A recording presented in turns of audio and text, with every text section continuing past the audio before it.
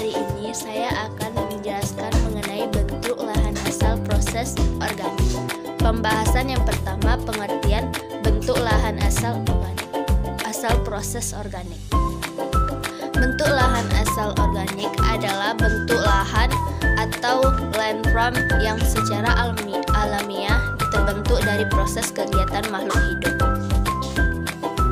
Contohnya adalah bentuk lahan terumbu karang atau coral reef.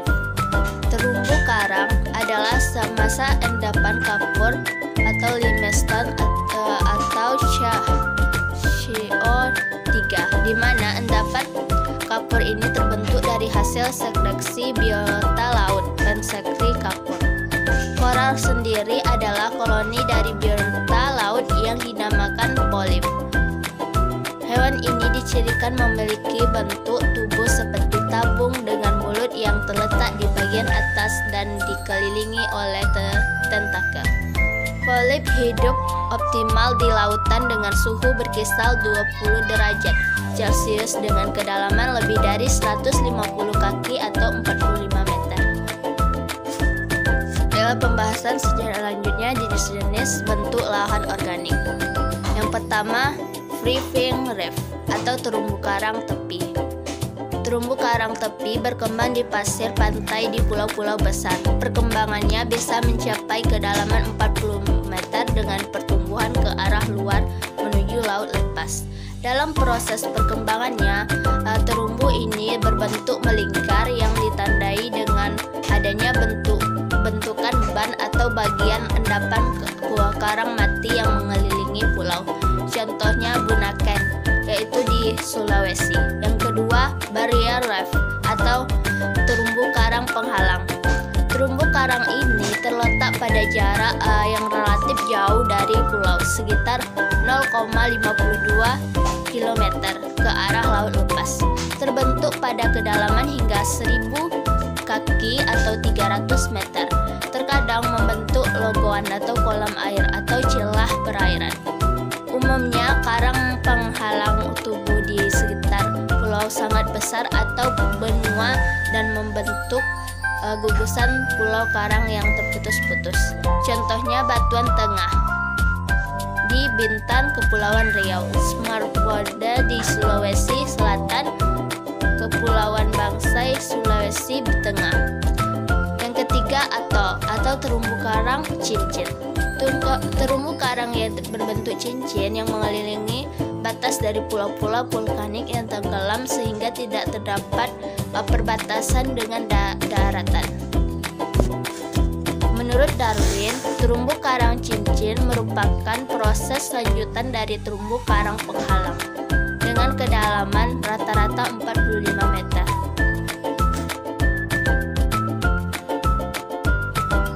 Yang ketiga, proses bentuk lahan organik. Bentuk lahan asal organik ini diproses melalui bentuk lahan yang dihasilkan oleh aktivitas organisme. Contohnya adalah terumbu karang dan pantai bakau. Yang keempat, dampak aktivitas manusia merusak terumbu karang dan pantai bakau pada bentuk lahan organik. Yang pertama, pencemaran dalam bentuk sedimentasi berupa limbah, lumpur atau kempasan. Sedimentasi merupakan proses masuknya partikel-partikel sedimen dalam suatu lingkungan perairan kemudian mengendap di dasarnya.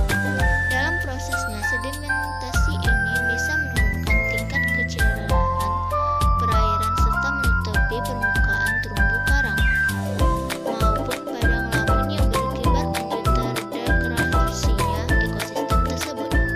Sedimentasi ini akan menyulitkan algae zooplankton untuk melakukan fotosintesis dan akhirnya mati ataupun meninggalkan karang.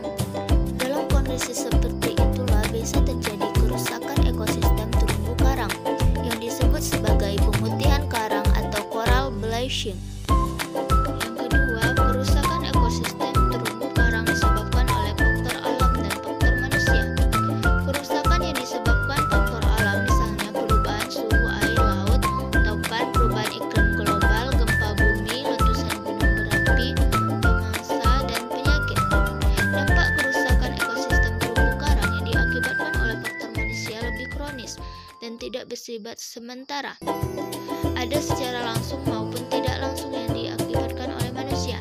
Contohnya kegiatan perikanan, usaha penangkapan ikan hias, ikan konsumsi, pengambilan kerang-kerang dan udang dengan menggunakan bahan peledak, bahan kimia beracun, arus listrik, dan alat tangkap yang tidak ramah lingkungan seperti potasium, penangkapan yang berlebihan. Yang kelima, klasifikasi terumbu karang pada bentuk lahan organik. Yang pertama, atau terumbu karang tepi. Terumbu karang tepi berkembang di pesisir pantai pulau besar. Perkembangannya bisa mencapai kedalaman 40 meter dengan pertumbuhan karang luas menuju luas lepas. Contohnya Pantai Pasir Putih dan Pantai Bama.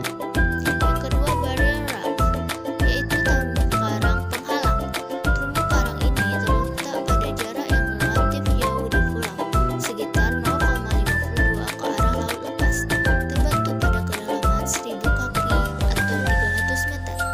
Contohnya Batuan Tengah, yaitu di Bintan atau Kepulauan Riau, dan Spermod di Sulawesi Selatan.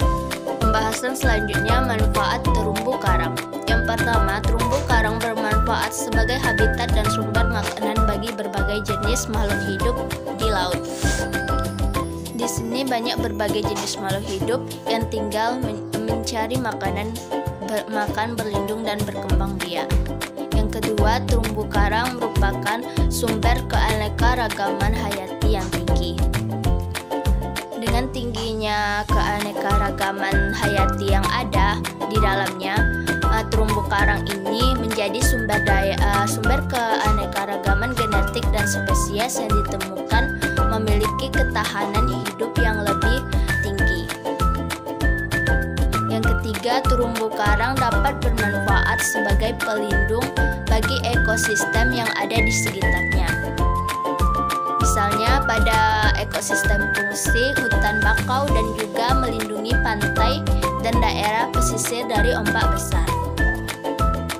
Terumbu karang dapat memperkecil energi ombak yang menuju ke daratan yang dapat menyebabkan abrasi pantai dan kerusakan sekitarnya. Yang keempat, terumbu karang dapat menyebabkan pemanasan global yang terjadi dengan adanya proses kimia yang dilakukan oleh terumbu karang dan zooxanthellae. Proses kimia tersebut adalah proses perubahan gas CO2 menjadi zat kapur yang merupakan bahan pembentuk terumbu sebagai sarana untuk rekreasi. Keindahan terumbu karang dapat membuat siapa saja terpesona, khususnya bagi yang suka beraktivitas diving maupun snorkeling. Itulah kenapa banyak sekali kegiatan-kegiatan yang diupayakan untuk melestarikannya. Misalnya seperti pemutihan sebagai bentuk upaya rehabilitasi. Dengan adanya organisme ini, daya tarik suatu tempat wisata bisa turut meningkat. Dengan menjaga kelestariannya, berarti kita sudah membantu meningkatkan sektor pariwisata tanah air. Digunakan sebagai media bibit budaya seperti yang dijelaskan di atas. Terumbu karang menjadi tempat tinggal sejumlah biota laut. Artinya, organisme ini bisa digunakan sebagai media bibit budidaya. Ada banyak jenis ikan yang hidup di tempat tersebut.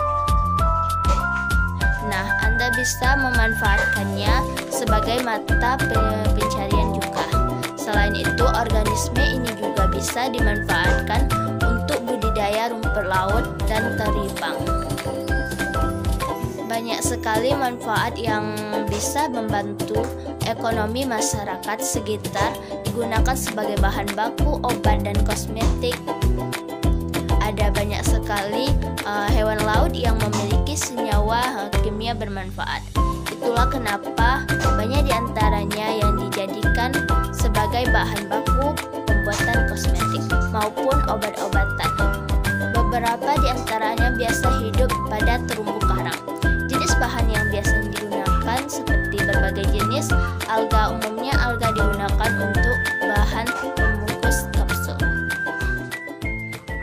Manfaat lainnya pun cukup beragam, mulai dari antibiotik, anti radang, hingga anti kanker. Baiklah, demikianlah penjelasan mengenai bentuk lahan asal proses organik dari saya.